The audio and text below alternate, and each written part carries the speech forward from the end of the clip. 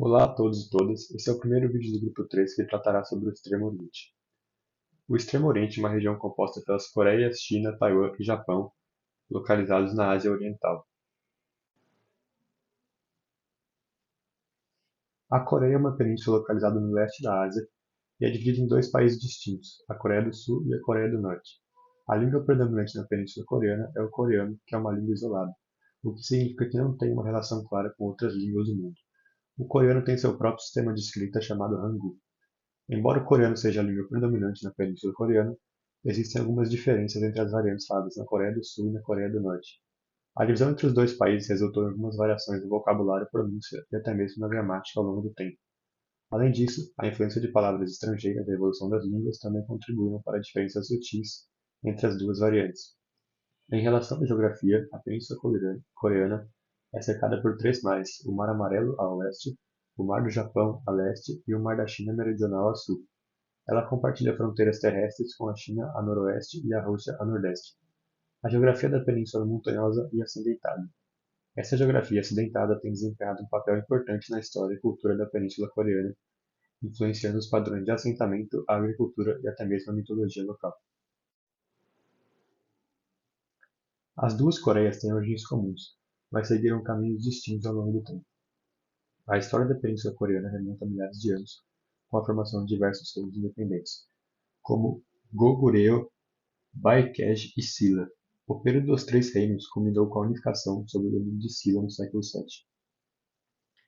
As principais dinastias são a dinastia Goryeo, que reinou de 1918 a 1392 e unificou a península e deu origem ao nome Coreia. Durante esse período, o budismo se espalhou e a cultura coreana se desenvolveu.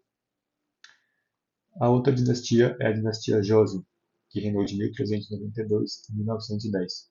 Trouxe estabilidade à Coreia. Durante essa época, a escrita coreana, o Hangul, foi desenvolvida por Sejong o Grande. A Coreia passou por invasões japonesas no final do século XVI. No início do século XX, a Coreia foi anexada pelo Império Japonês e submetida a uma brutal ocupação que durou de 1910 a 1945. Após a derrota japonesa na Segunda Guerra Mundial, a Península Coreana foi dividida pelo Paralelo 38, com a União Soviética ocupando o norte e os Estados Unidos ocupando o sul. Essa divisão levou à Guerra da Coreia em 1950, que resultou em um armistício em 1953, mas sem um tratado de paz formal. Desde então, as duas Coreias seguiram caminhos políticos e econômicos muito diferentes. A Coreia do Norte se tornou um estado comunista sob o controle da dinastia Kim, enquanto a Coreia do Sul adotou um sistema democrático e uma economia de mercado. As relações entre as duas Coreias permaneceram tensas ao longo das décadas, com conflitos ocasionais, tensões militares, negociações de armamento nuclear.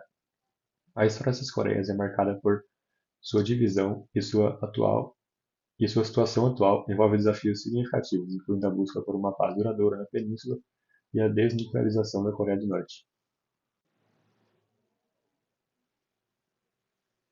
A Coreia do Norte é um país conhecido por seu regime político altamente restritivo e opaco, o que torna a compreensão de sua cultura e religião um desafio.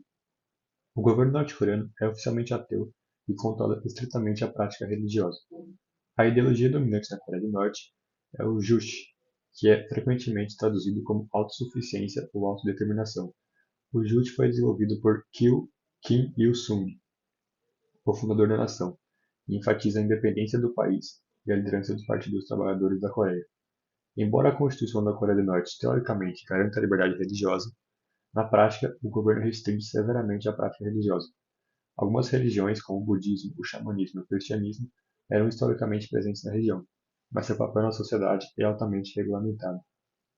O culto à personalidade dos líderes da dinastia Kim desempenha um papel significativo na cultura norte-coreana.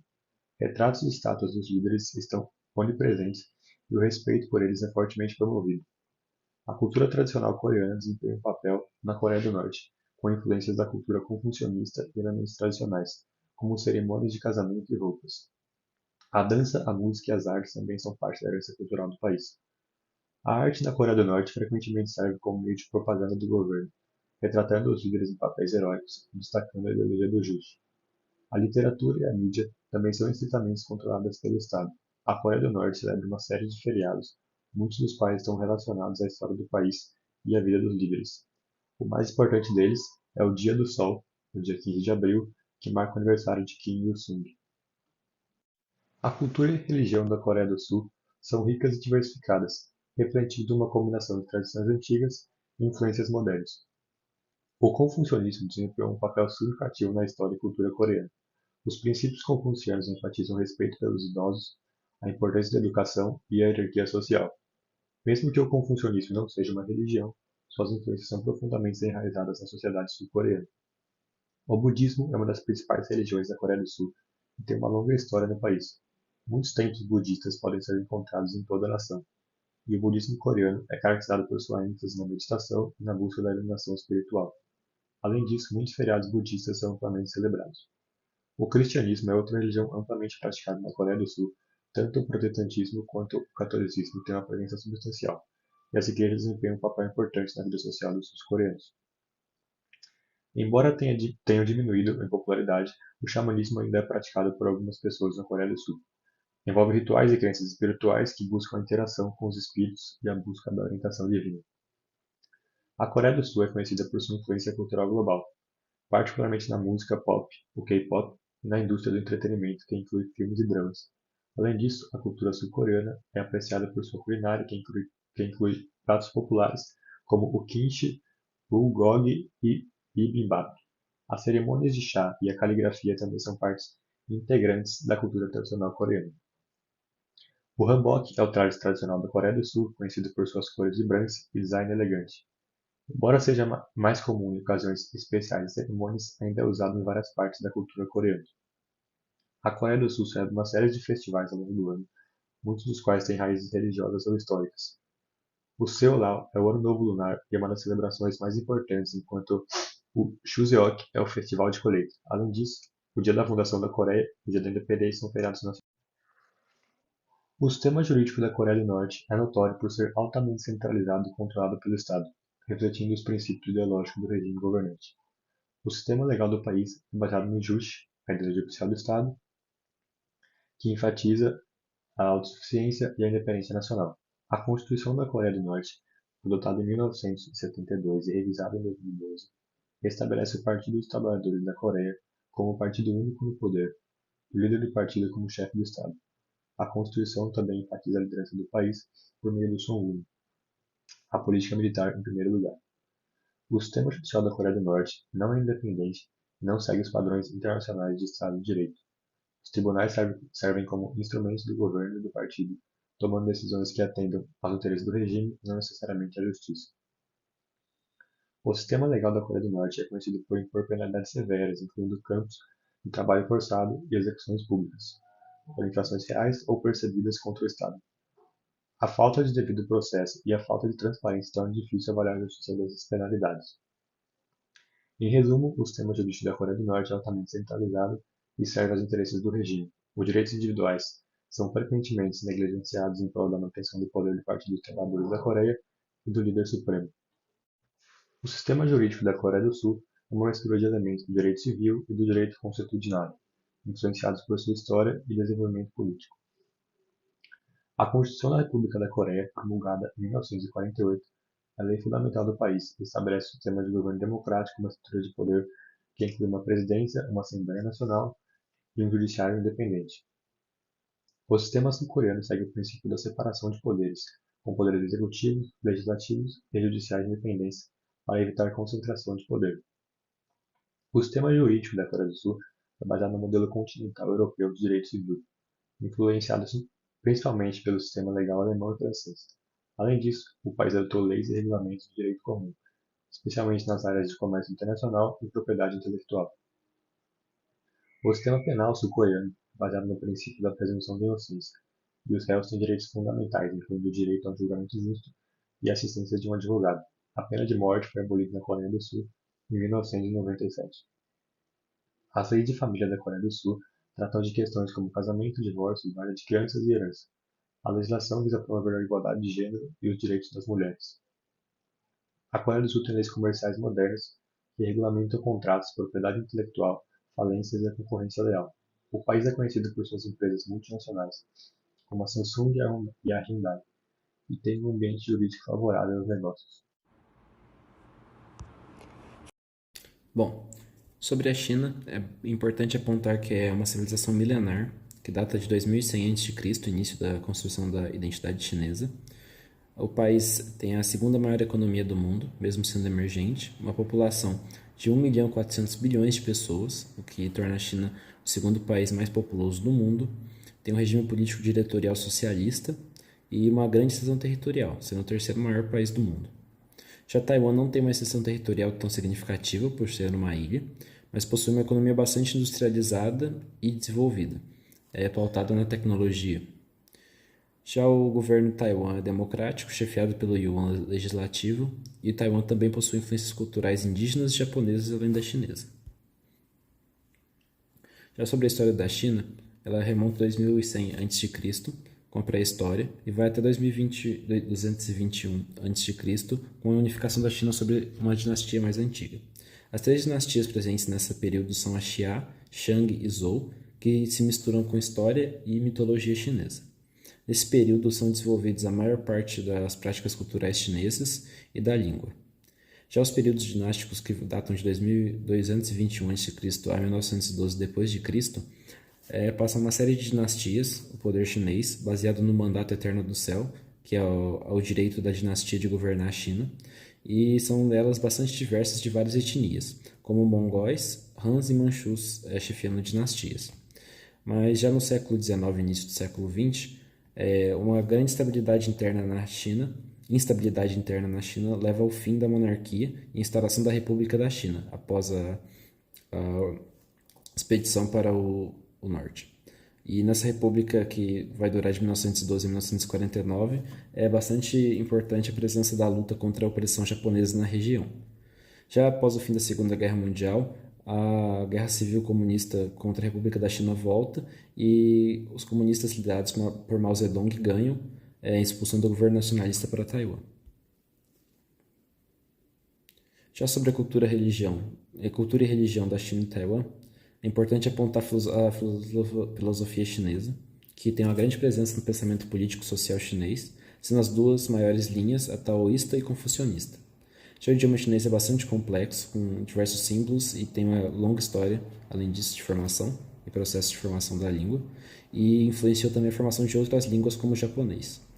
Já as artes chinesas, junto com a medicina tradicional, possuem um caráter holístico e espiritual, como a poesia chinesa, as artes marciais chinesas como Kung Fu e Tai Chi Chuan, que é um tipo de medicina tradicional. Já a cultura popular chinesa tem nela presente vários festivais, como o Ano Novo Chinês ou o Festival das Lanternas. O vestuário chinês também é bastante rico, com vestuários únicos como o Qipao e o Hanfu, e a arquitetura chinesa possui principalmente como marca os telhados curvos das pagodas e das antigas muralhas. Já a religião na China continental é bastante diversa, sendo presente o islamismo, o budismo, o cristianismo e algumas religiões mais locais, embora o Estado comunista chinês seja decididamente ateu. Já em Taiwan, não é tão presente a variedade de religiões, sendo as duas maiores budismo e cristianismo. É importante apontar também que Taiwan é um país bastante mais ocidentalizado do que a China, bem mais ocidentalizado. Sobre o sistema jurídico, o sistema jurídico chinês tem como fonte leis e regulamentos e também possui uma constituição, embora quem de fato mande no país seja o Congresso Nacional do Povo, que pode criar emendas na Constituição. As decisões judiciais são bem menos rígidas, pelo menos os precedentes utilizados, em vista aos ordenamentos jurídicos ocidentais, e certas agências administrativas podem emitir regulamentos que servem como leis administrativas. Já algumas províncias chinesas podem emitir leis locais, desde que elas estejam consoantes com as leis nacionais e os princípios nacionais. É importante apontar também que o confucionismo influenciou bastante a formação do sistema jurídico chinês e essa filosofia tem uma grande tradição legal dentro da China. Já Taiwan possui uma base legal na Constituição, de uma maneira mais ocidental, possui separação de poderes, por ser um país democrático, possui um sistema judiciário forte e subdividido, uma Corte Suprema que julga casos penais e civis que possuem grande repercussão nacional e possui predominantemente a civil law, embora a common law também seja presente pelo período colonial japonês.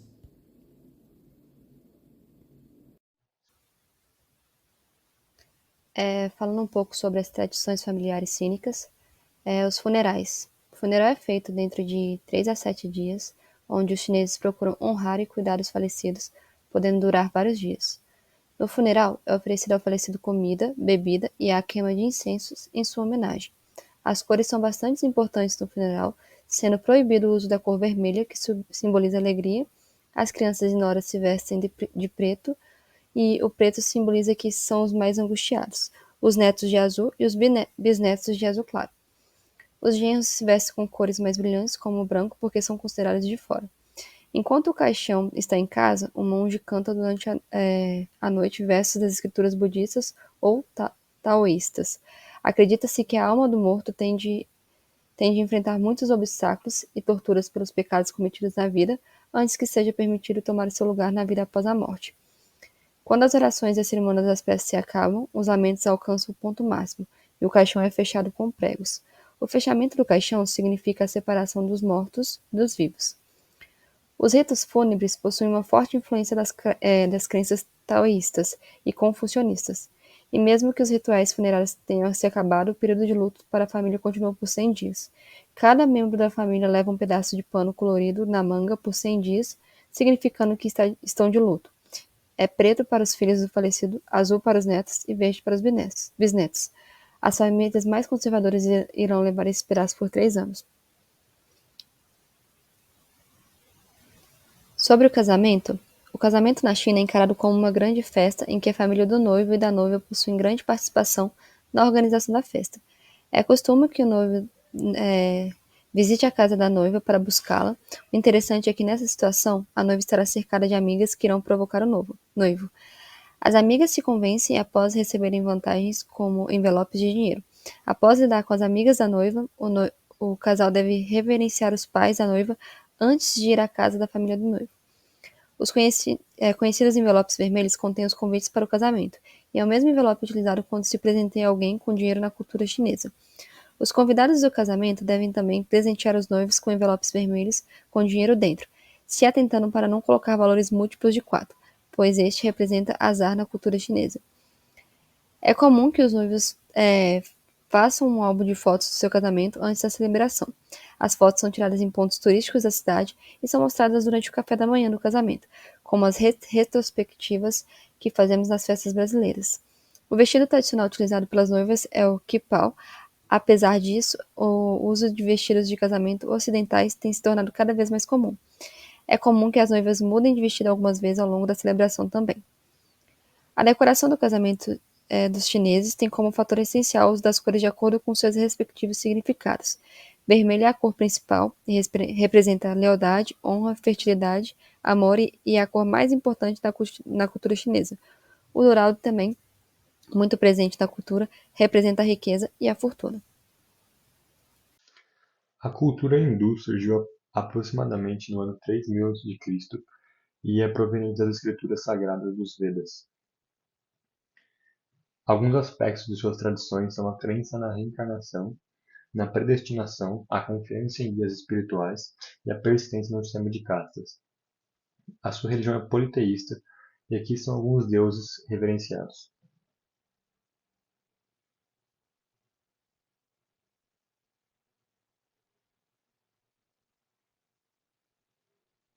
O casamento hindu é precedido por rituais pré-casamento, sendo eles o haldi, que é um banho de cúrcuma, o mehendi, a pintura da noiva com henna, e sangue, uma dança.